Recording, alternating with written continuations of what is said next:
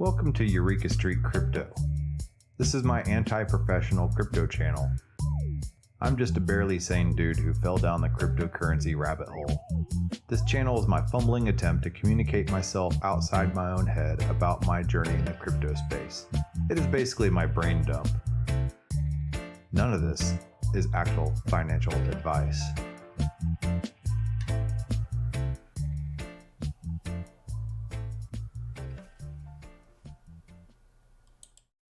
Good morning, everybody. I'm Eureka John, and you're at Eureka Street Crypto, broadcasting live from Leander, Texas. It is 5:45 in the morning, and it's April 12th, 2022.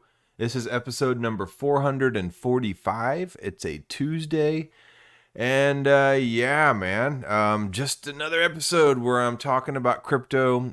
This is my morning video blog, aka brain dump, where I just spend a little time in the morning before my day starts to look at and talk about crypto, the entire phenomenon, what's happening in this entire Web3 paradigm.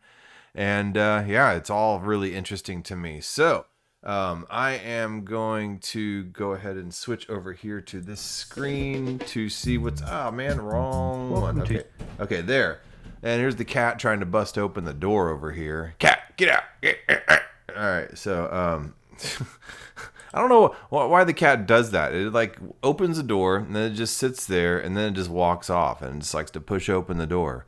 And I know it does it because it knows that it annoys me.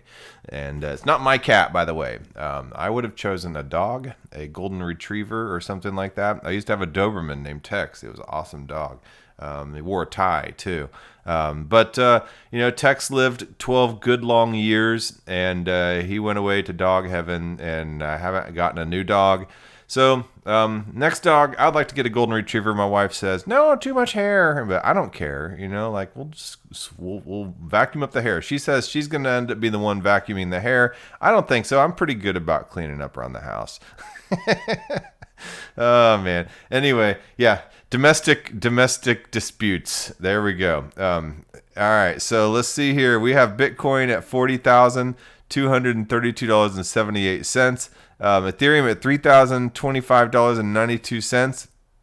Everything is kind of down right now. I'm not giving financial advice or anything, or even any educational advice for that matter. But, if you're dollar cost averaging, this is a good time to maybe kind of nudge it up a little bit. I certainly am. So let's see here. Near protocol is 1626. That's only down 2.6%. It's up 28.9% over the past 24 hours. So that's one that's kind of gone inverse here. Let's see, what else do we have that might stand out? Monero, that's getting a little inverse kick. It's up 11.3% in the past 24 hours, up 10% in the past 7 days. So let's see, anything else moving opposite? Apecoin. Okay. Actually, I saw a little video by the Exodus wallet on Apecoin, and they have a lot of plans to do a lot of metaverse stuff with the Apecoin, create all these, narrative character animations and all types of stuff. So I don't know. I don't necessarily, love the coin, but if they're dumping a bunch of money in it to try to create this entire Bored Ape Yacht Club type of character verse out of it, it might be worth something. I mean, so who knows? It's not really my bag, but whatever. Okay, all right. So anyway, I was talking about Rocketpool and Lido last time, and both of those are Ethereum staking protocols, and it takes 32 Ethereum to stake on Ethereum, and that's a lot of Ethereum. It's like nearly $100,000 worth of Ethereum to stake. And right now it's probably about 90,000 at the value of Ethereum, but it's a lot of money, and most people don't have 32 ETH just kind of laying around. So Rocketpool and Lido are alternatives to be able to do that. Like Rocketpool, you only have to have like 0.01 Ethereum to stake into Rocketpool, and you get the R ETH back. And you can also, for staking, earn the RPL token. And I was trying to figure out, well, what is the RPL token and what is the LDO token? They're both governance tokens, right? And so they give you a choice to be able to vote in their DAOs. And DAOs are decentralized autonomous organizations. That's how a lot of these token communities run. They run on DAOs in which people vote using the blockchain. And the treasury is controlled using smart contracts and things like that and code. But both of those tokens give you governance. But what the RPL token does, it kind of also acts as a staking insurance. Because a lot of times when you stake on a node, well, not a lot of times, it barely ever happens. It's about as common as an airplane crash. But what can happen is, hold on, let me go to the actual Rocketpool page. I had here we go. Here's a Rocketpool Medium blog. And what happens is, whenever you stake, you're taking a risk. You're putting skin in the game that node validator will behave good, will keep their node online, won't have any malintent, and all types of stuff like that. However, nodes can get slashed. And if a node is slashed for bad behavior, then you know that you'll probably lose your tokens. And that's a risk. And that's part of the whole idea of staking, that you do have a little bit of skin in the game in order to do so. And the node validators have skin in the game. So it generally makes them behave good. However, things happen. And if your node gets slashed, you could probably lose everything. So what is required for these node operators in Rocketpool is to have 1.3 ETH worth of RPL tokens as a backup, as kind of a slashing insurance. So it does have a utility. So it does have that advantage over Lido.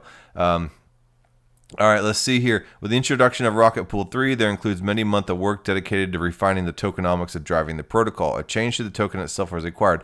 This change was the introduction of inflation to provide built-in incentives to motivate and drive the key players in the protocol. While some may find inflation controversial in a space surrounded by fixed supply tokens, this is absolutely necessary for any protocol that needs to reward its participants for working in the protocol's best interests. Without generating value, that value would need to be taken from somewhere else in the protocol, creating an imbalance where some participants are rewarded at the expense of others. Not a viable long-term strategy for any successful dApp protocol.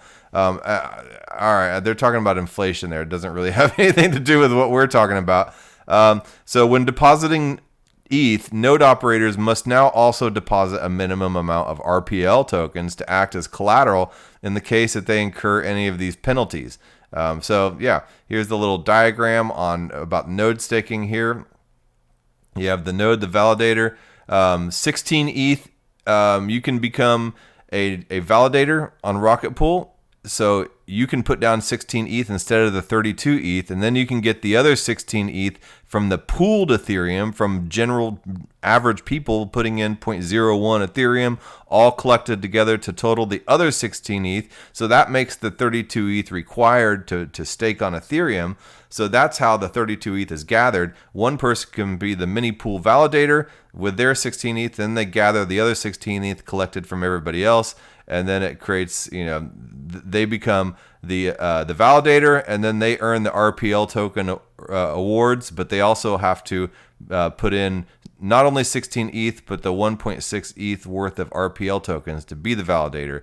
But they do earn the ETH rewards and the RPL token rewards, and it's quite significant. So yeah, and the RPL token has been doing very well. It's like at $30-something, and I bought it. Shoot, it's just one of those tokens I bought last November when it first came out, and November 2021. 2020. Yeah, November 2020 is when it came out. And I bought the RPL token. I only bought like 30 of them, but I bought them at like $2. Now they're worth $30. I mean, that's like $900 now versus like $60. It's just not, it ain't much, but it's honest living, So anyway, when a node operator operates an amount of RPL as collateral in the form of an insurance promise, they are rewarded with RPL tokens from the generated inflation respective to the amount of collateral they provide. The minimum collateral required is currently 10% of the ETH value and capped at a maximum of 150%. This means with these new tokenomics, a good node operator can earn rewards on their own ETH, a commission in ETH, and RPL rewards, and it also helps build confidence in RETH due to the added security provided by the RPL collateral. A three-way benefit.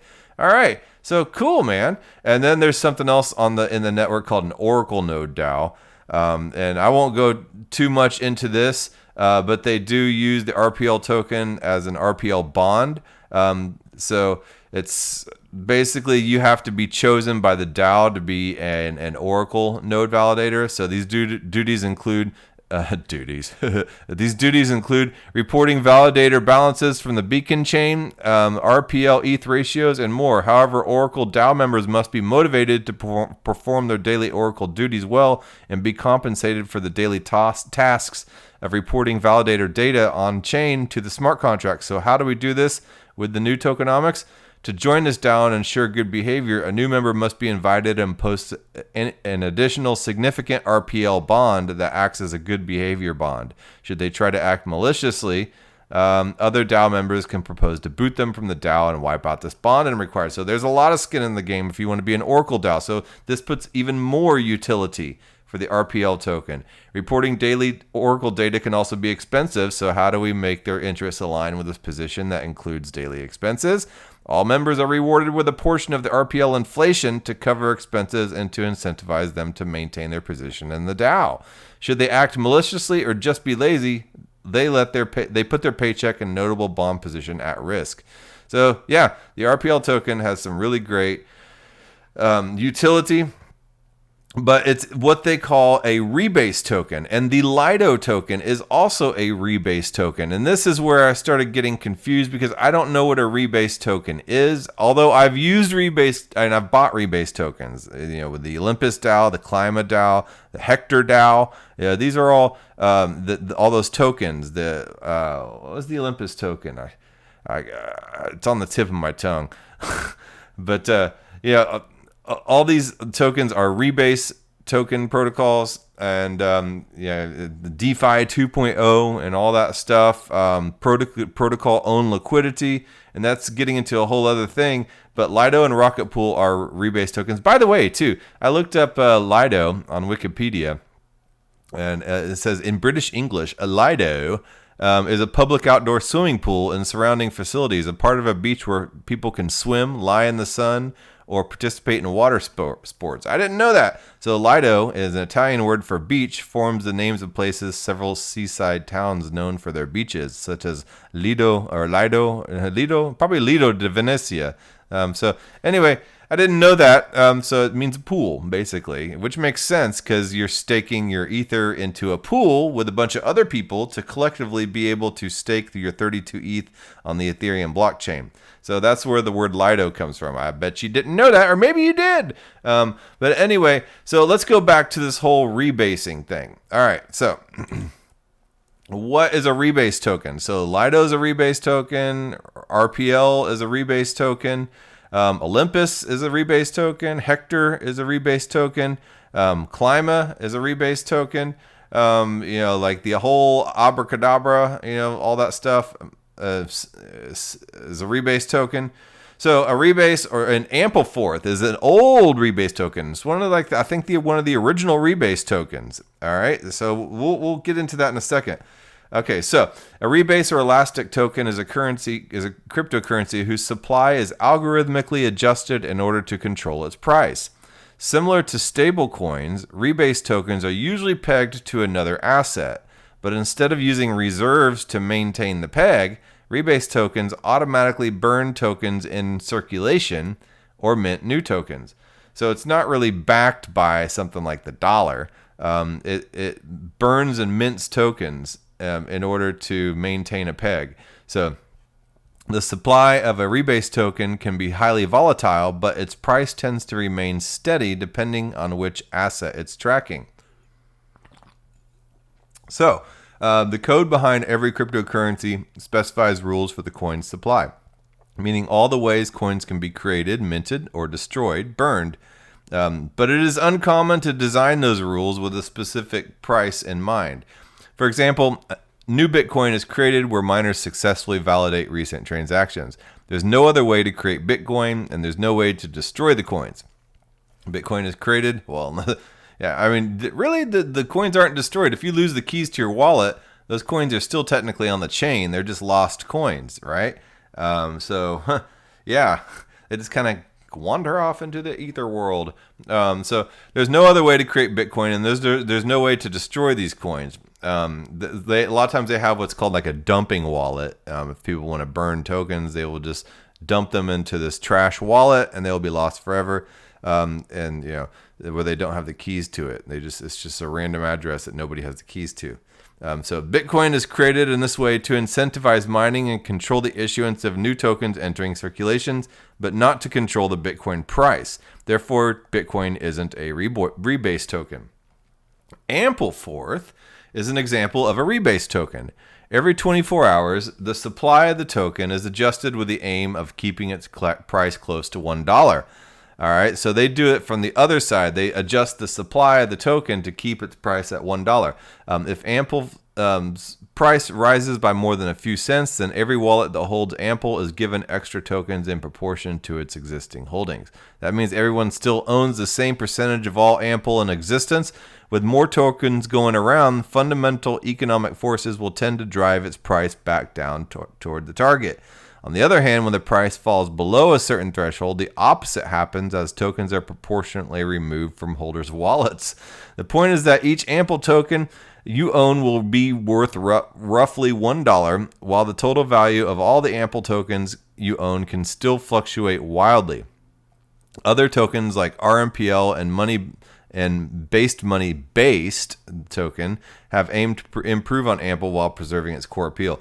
So Ample remains at $1, but the supply, the amount of tokens you may have in your wallet is that's the variation, and that's kind of weird to me. Like your wallet, your coin, the amount of coins in your wallet could increase or decrease in order to maintain the value of that Ample token at $1. So it's just kind of seems kind of backwards to me, but I don't know. I mean, this is what this show's about. I'm kind of exploring some of these things and trying to wrap my head around it. So Ampleforth is giving governance tokens to every wallet that ever held Ample. All right, let's see here. Project leads estimate over 75,000 users will be eligible to claim the new fourth governance token. Interesting.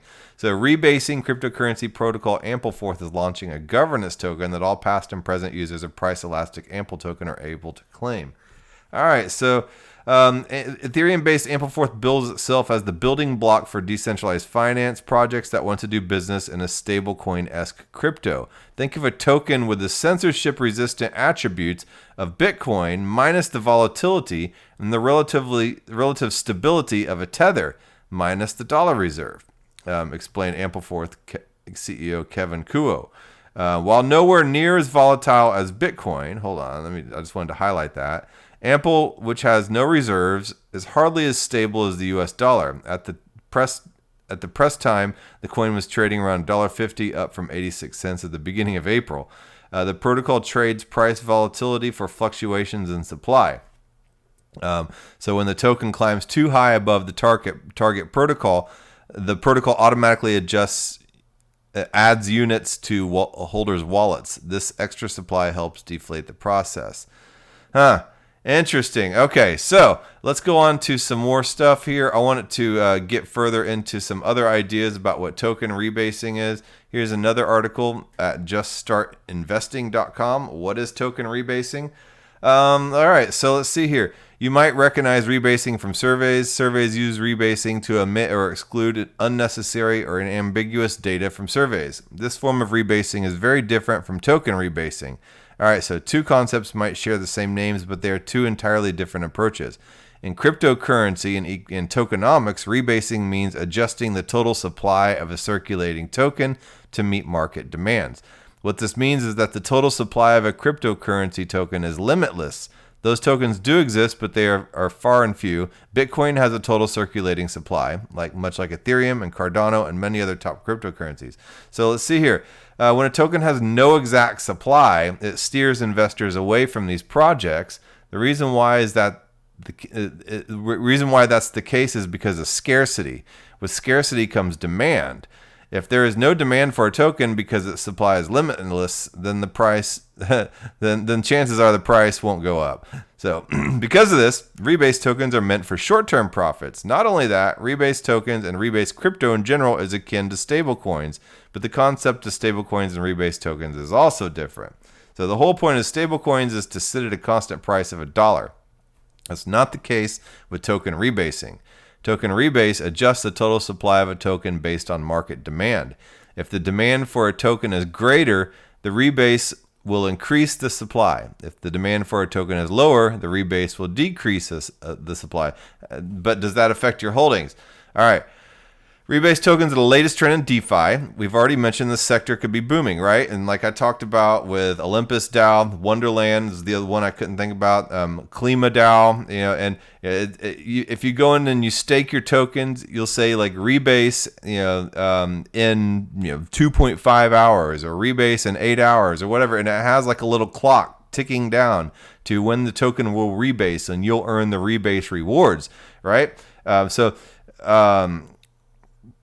Many are skeptical about it, but since these tokens adjust the total supply based on demand, it could pose a dangerous road for traders to walk on.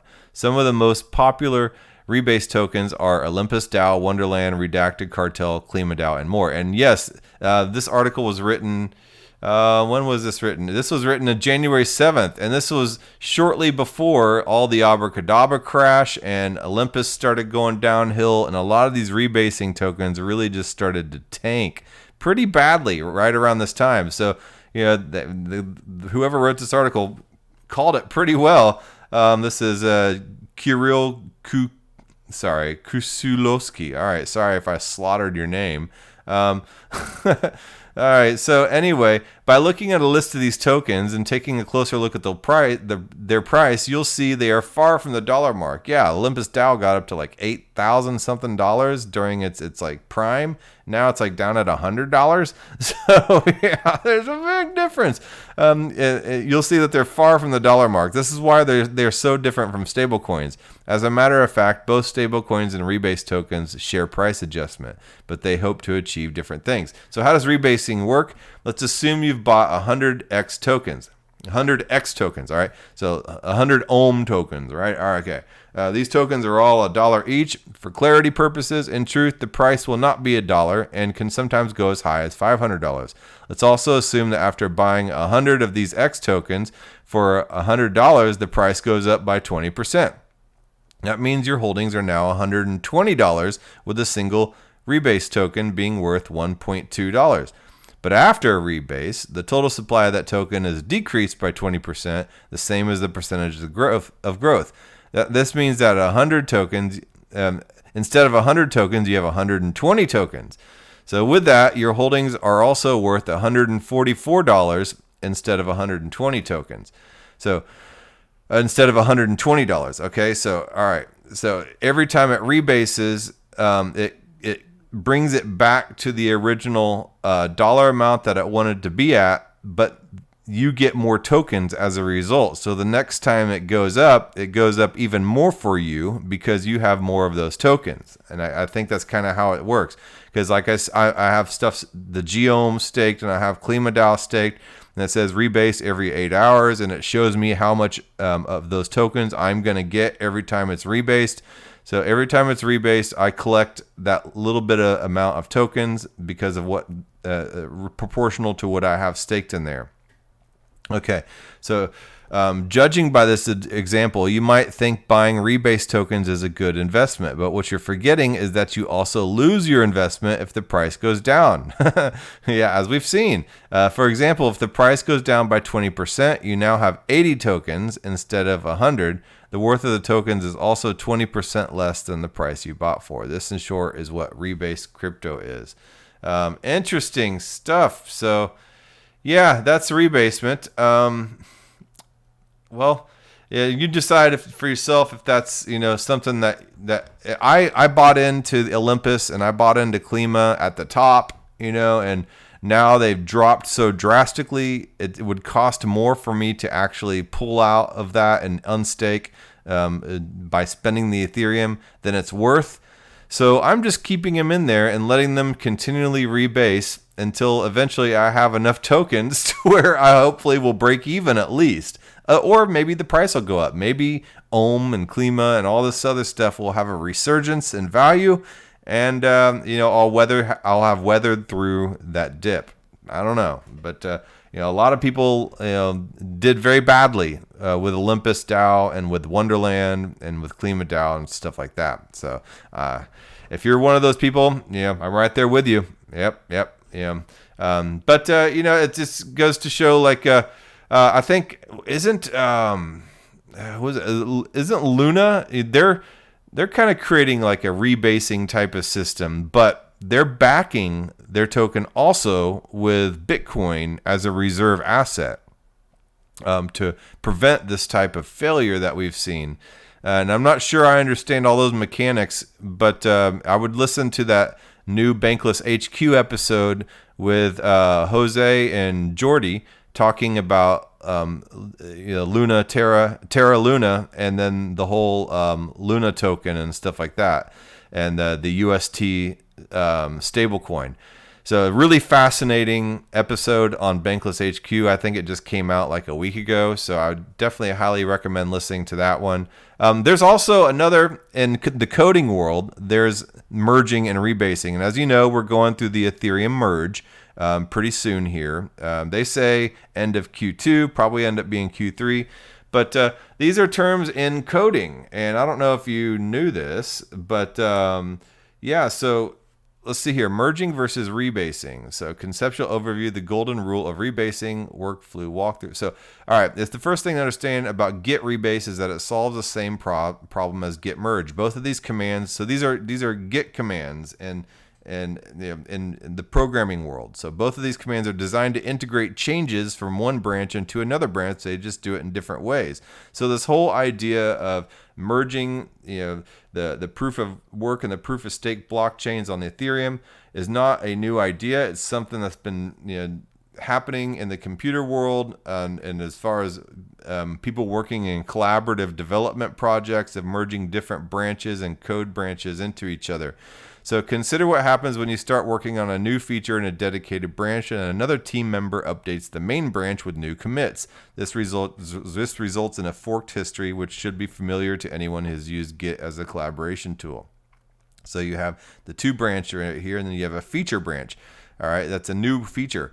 And then you're like, man, I didn't know you were working on that over there. So let's say the new commits in the main are relevant to the feature you're working on. To incorporate the new commits into your feature branch, you have two options, merging or rebasing. So the easiest option is to merge the main branch into the feature using something like the following, and it shows the commands. And this creates a new merge commit in the feature branch that ties together the histories of both branch, giving you a branch structure that looks like that. All right, and just a easy little merge. Merging is nice because it's a non-destructive operation. The existing branches are not changed in any way. And I think that's kind of what they're hoping to do with Ethereum proof of work and proof of stake blockchains. This avoids all the potential pitfalls of rebasing. On the other hand, this also means that the feature branch will have an extraneous merge commit every time you need to incorporate upstream changes. If main is very active, this can pollute your features branch history quite a bit. While it's possible to mitigate this issue with advanced git log options, it can make it hard for other developers to understand the history of the project. So the rebasing option, this moves the entire feature of a branch to begin with on the tip of the main branch, effectively incorporating all the new commits in main, but instead of using a merge commit, rebasing rewrites the project history by creating new commits for each branch commit in the original branch, right? So the major benefit of rebasing is you get a much cleaner project history, where that matters. First, it eliminates the unnecessary merge commits required by git merge.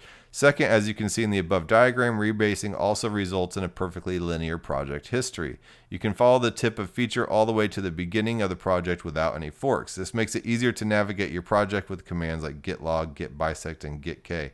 But there's two trade-offs for this pristine commit history of traceability and safety if you don't follow the golden rule of rebasing. Rewriting project history can be potentially catastrophic for your collaboration workflow, and less importantly, rebasing loses the context provided by a merge commit. you can't see when upstream changes were incorporated into the feature. So yeah, that's rebasing in the coding world. It's not rebasing in cryptocurrency. So that's the thing about it, is cryptocurrency really is this kind of merging of finance into development, coding and development. So the two terms could possibly be used in the wrong context. And I guess my point was not here for me to sit here and teach you what merging is in the coding world, because I honestly don't understand what I just read. But the point here is to understand that the term is used in two very different ways, but kind of in a blended world. So cryptocurrency is that merging of economics and finance and computer programming. So yeah. Anyway, I just wanted you to be aware of that. All right. Well, that being said, I'm out of time. I gotta get on to the get on down the highway and go do the no dang old thing. All right, man. So I will talk to you guys. I don't know, maybe tomorrow. All right, later. And let me go with the outro. Where are you at? Oh, the outro is on the other screen. Okay. All right. And boom.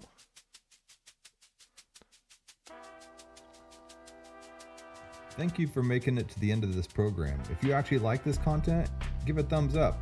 And if you want to hear more, just hit the subscribe button. I'm available on YouTube, Odyssey, and BitChute, and on all the major podcasting platforms in audio version. Spotify specifically. If you would like to follow and leave a review, that would help a lot. I am also available on Twitter at EurekaJohn1. That's EUREKA John, JOHN, and the number 1. My DMs are always open.